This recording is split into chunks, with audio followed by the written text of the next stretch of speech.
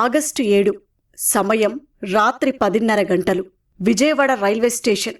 ఓ వ్యక్తి హడావుడిగా GRP police స్టేషన్కొచ్చాడు. తన 3 ఏళ్ల కుమార్తె శ్రావణిని 1వ నంబర్ రిజర్వేషన్ కౌంటర్ వద్ద నుంచి గుర్తు తెలియని 2 వ్యక్తులు అపహరించుకుపోయారని ఫిర్యాదు చేశాడు. లేదు నా కుమార్తె కనిపించకుండా పోయిందని మరోసారి చెప్పాడు. వెంటనే రైల్వే స్టేషన్లోని సాధారణ railway police station house officer JV Ramana తమ సిబ్బందితో పాటు ఆర్పీఎఫ్ బృందాలతో కలిసి పాప కోసం గాలింపు ప్రారంభించారు.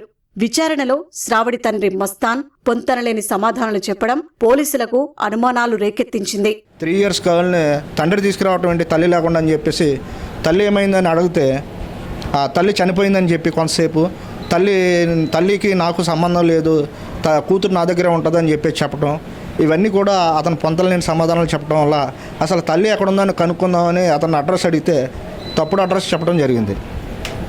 సో అతను అడ్రస్ నేను తెలుసుకుని అతని అడ్రస్కి నేను అక్కడ లోకల్ పోలీస్ స్టేషన్ నుంచి ఆ ఎల్డర్లు ఎవరైతే ఆ కాలనీలో ఎల్డర్ ఎవరైతే ఉన్నారో సంజీవరావు అన్న అతన్ని నేను కాంటాక్ట్ చేయడం జరిగింది. సో ఆ సంజీవరావు అన్న అతన్ని కాంటాక్ట్ చేయగా ఈ పాప తల్లిని నెంబరు నాకు మార్నింగ్ 5:30కి ఇవ్వడం జరిగింది. 5:30కి ఆవిడ కాంటాక్ట్ చేస్తే ఈ జరిగిన విషయం అంతా చెప్పింది.